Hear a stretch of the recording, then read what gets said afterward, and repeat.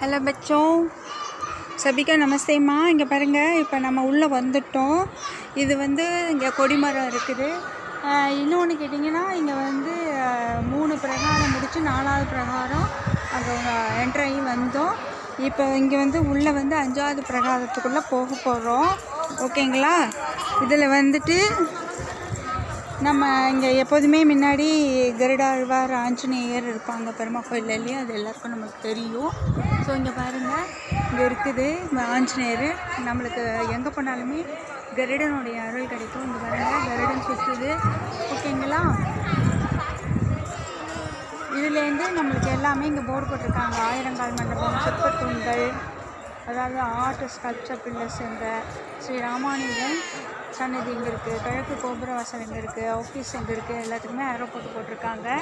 ஓகேங்களா? அதுதான் ராமானுஜர்